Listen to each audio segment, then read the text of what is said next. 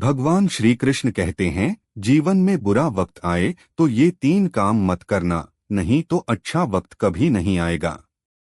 कथा बहुत पुरानी बात है।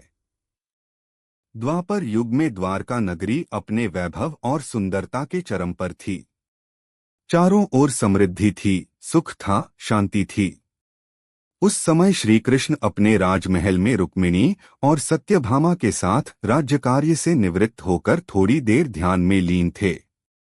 तभी एक दरबारी ने आकर सूचना दी, प्रभु, एक ब्राह्मण बालक आपके दर्शन को आतुर है, अत्यंत दीन अवस्था में है।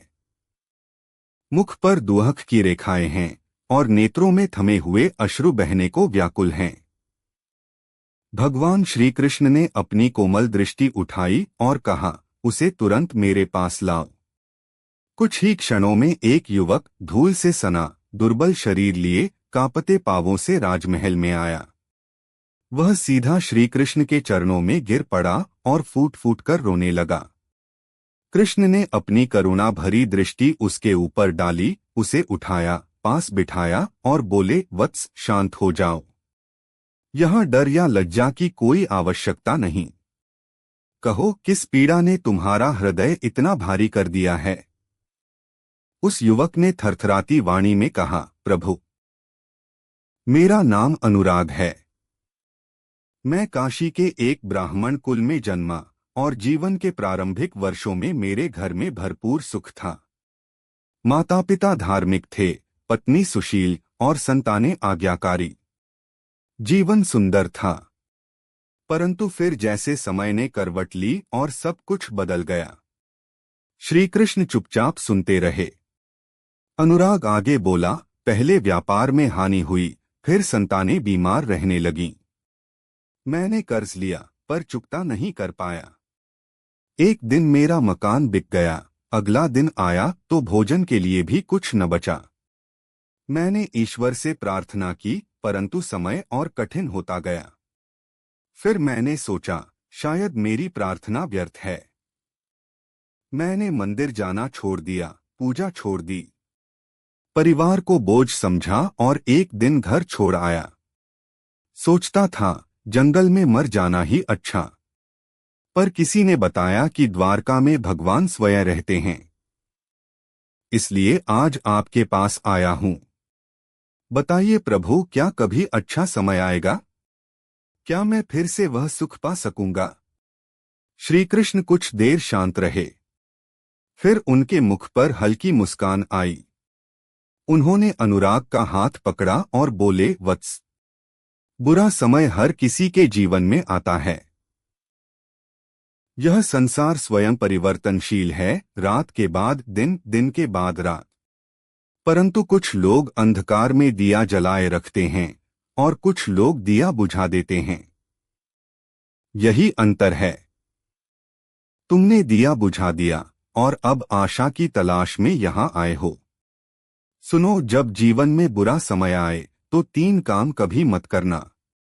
यदि तुम इनसे बच गए तो समय चाहे जितना भी कठोर हो, वह तुम्हें तोड़ नहीं पाएगा। ये 3 काम क्या हैं, सुनो ध्यान से। कथा की गूंज जैसे समय को चीरते हुए चारों दिशाओं में फैल गई। पहला, जब समय कठिन हो तब अपने धर्म और ईश्वर को मत छोड़ो। दूसरा, जब जीवन में दुख आए तो अपनों से मुंह मत मोड़ो। तीसरा, स्वयं को तुच्छ और व्यर्थ कभी मत मानो। अनुराग ने चौंक कर कहा, प्रभु, कृपया विस्तार से समझाइए। मैं अज्ञानवश इन त्रुटियों को कर बैठा।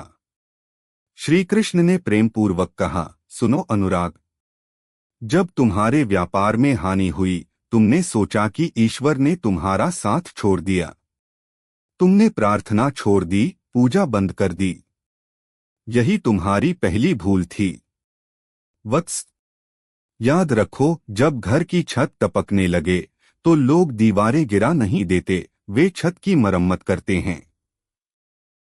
पर तुमने तो पूरा घर ही छोड़ दिया।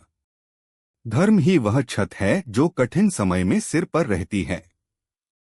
ईश्वर कोई सौदा नहीं करते कि मैंने पूजा की तो तू फल दे। वे हमारे जीवन के रक्षक हैं, साथी हैं, पिता हैं, और पिता बच्चे को डांट सकता है पर त्यागता नहीं।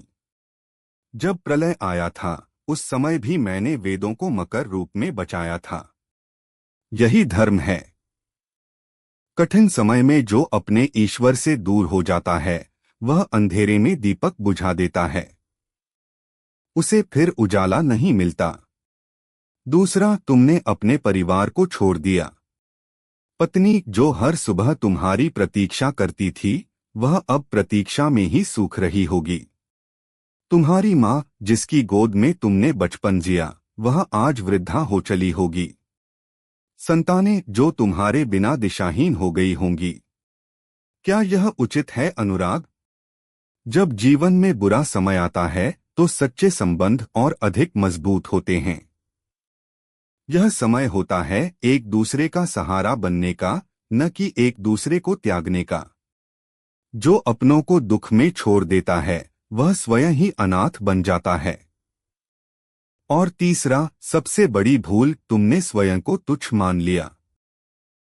तुम सोचने लगे कि मैं निकम्मा हूँ, मैं व्यर्थ हूँ, मेरे जीवन का कोई अर्थ नहीं। यह सबसे बड़ा पाप है अनुराग। याद रखो, मनुष्य जो सोचता है वही बनता है। जो खुद को पत्थर समझेगा वह कभी मूर्ति नहीं बन सकता, पर जो खुद को शिवलिंग मानेगा उस पर हर जल चढ़ेगा। मैं स्वयं कुरुक्षेत्र में अर्जुन को यही ज्ञान दे आया था। उद्धरेदात्मनात्मान नात्मान मवसाद्येत। अपने आप को ऊपर उठाओ, स्वयं को गिराओ मत। तुम्हारे भीतर भी वही आत्मा है जो मुझ में है।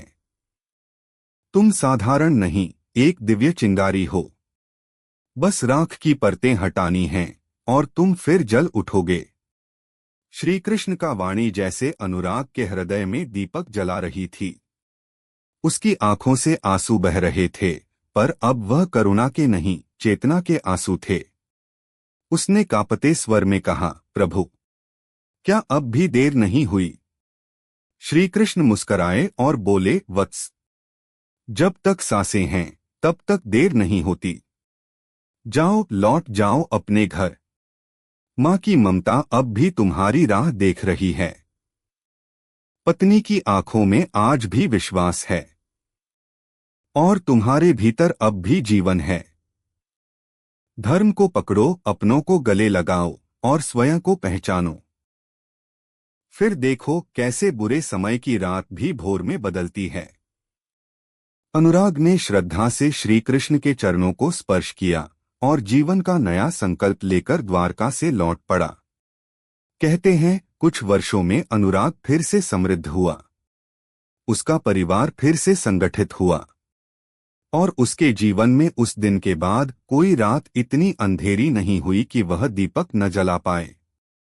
नारद कहते हैं, जो मनुष्य बुरे समय में भी धर्म का दामन नहीं छोड़ता, जो अपनों को अपना ही मानता है और जो आत्मा की शक्ति को पहचानता है, वह मनुष्य स्वयं को कालचक्र से भी ऊपर उठा सकता है।